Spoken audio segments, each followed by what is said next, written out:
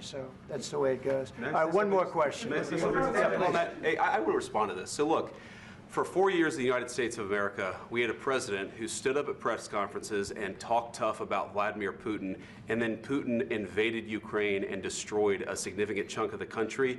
The path to peace and the path to prosperity is maybe engaging in diplomacy. We tried the pathway of Joe Biden of thumping our chest and pretending that the President of the United States' words mattered more than the President of the United States' actions. What makes America a good country is America engaging in diplomacy. That's what President Trump is doing. Can I ask you? Sure. Yeah? Yeah. Okay. So he occupied our parts, big parts of Ukraine, part of East and Crimea. So he occupied it on 2014. So during a lot of years, so I'm not speaking about just Biden, but those time was Obama, then President Obama, then President Trump, then President Biden, now the President Trump, and God bless, now President Trump will stop him. But during 2014, nobody stopped him. He just occupied and took. He killed people. You know what the contact line? 2015. 2014. 2014 and 2014. 2014. Yeah. So I was not here. Yeah, but that's exactly right. Yes, but during 2014 till 2022, yeah, the situation the same. The people are been dying on the contact line. Nobody stopped him. You know that we had conversations with him, a lot of conversation, my bilateral conversation, and we signed with him, me, like a new president. In 2019, I signed with him the deal. I signed with him, Macron and Merkel, we signed ceasefire. Ceasefire. All of them told me that he will never go. We signed with him with gas contract. Yes, but after that, he broken this ceasefire. He killed our people and he didn't exchange prisoners. We signed the exchange of prisoners, but he didn't do it. What kind of diplomacy, JD, you are speaking about? What do you mean? I'm talking about the kind of diplomacy that's going to end the destruction of your country. Yes, but if you Mr. President, with respect, I think it's disrespectful for you to come into the Oval Office and try to litigate this in front of the American media. Right now, you guys are going around and forcing conscripts to the front lines because you have manpower problems. You should be thanking the President for trying to bring an end to this conflict. Have you ever been to Ukraine that you say what problems we have? I have been to. Count one. I've actually watched and seen the stories, and I know what happens is you bring them on a propaganda tour, Mr. President. Do you disagree that you've had problems bringing people into your military? And do you think that it's respectful to come to the Oval Office of the United States of America and attack the administration that is trying to prevent the destruction of your country? A lot of questions. Let's start from the beginning. Sure. First of all, during the war, everybody has problems, even you, but you have nice ocean and don't feel now, but you will feel it in the future. God bless. You don't know that. God bless. God bless. You will not have a war. Don't tell us what we're going to feel. We're trying to solve a problem. Don't tell us what we're going to feel. I'm not telling you. Because you're in no position to dictate that. That's Remember exactly this. You're in no position to dictate what we're going to feel. We're going to feel very good. You will feel influence. We're going to feel very good and very strong. You will feel influence. You're right now not in a very good position. You've allowed yourself to be in a very bad position, and he happens to be right about it. From the very beginning of the war. You're not in a good position. You don't have the cards right now.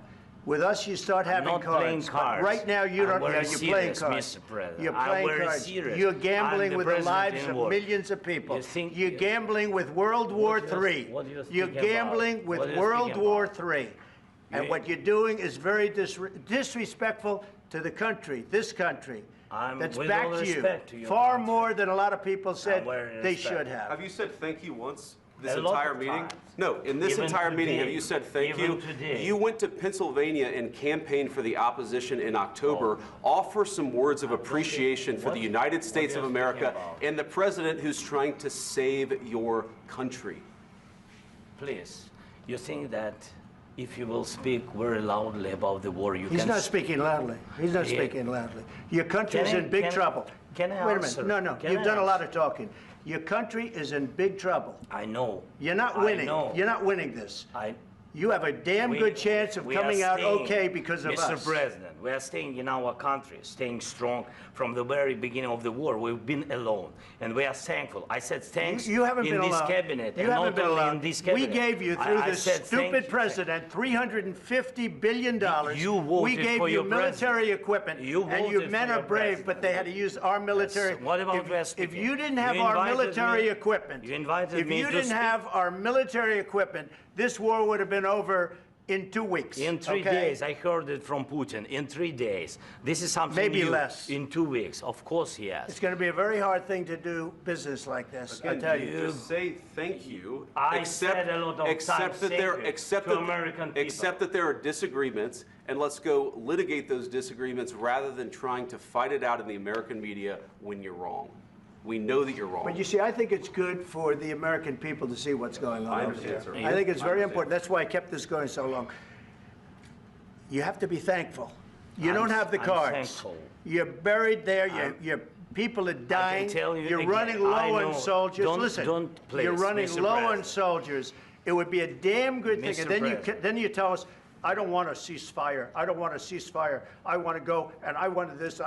Look, if you could get a ceasefire right now, I tell you, you take it so the bullets stop flying and your men stop getting killed. Of course, we want to stop the war. But you're saying you don't want a ceasefire. But I said to you, I want a ceasefire. with guarantees. Because you'll get a ceasefire faster than an agreement. Ask our people about ceasefire, what they think.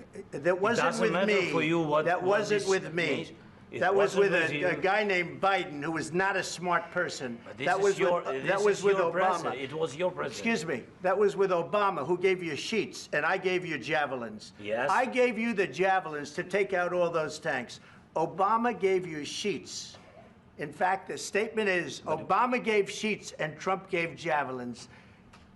You got to be more thankful, because let me tell you, you don't have the cards. With us, you have the cards. But without us, you don't have any cards. One more question to Mr. Vice President. I'm sorry, here. It's going to be a tough deal to make, Um, because the attitudes have to change.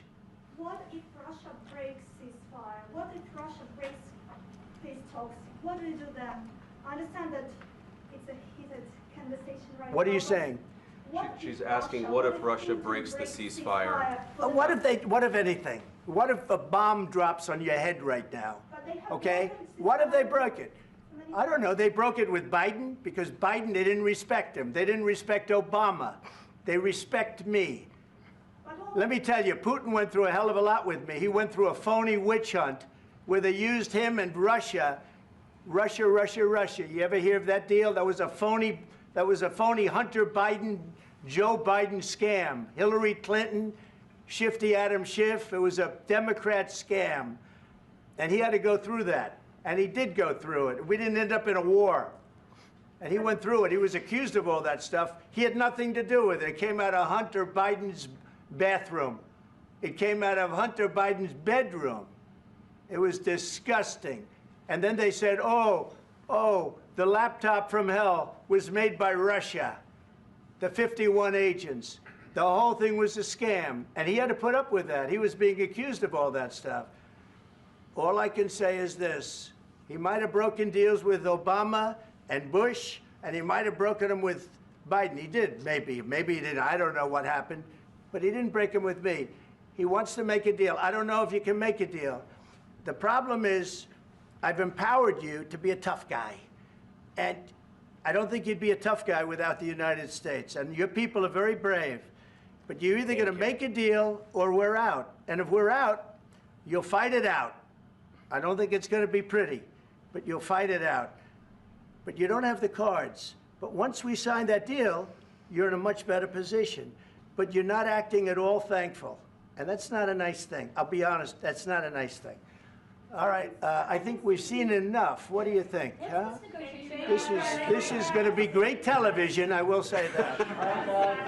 All right. We'll see what we can do about putting it together. Thank you.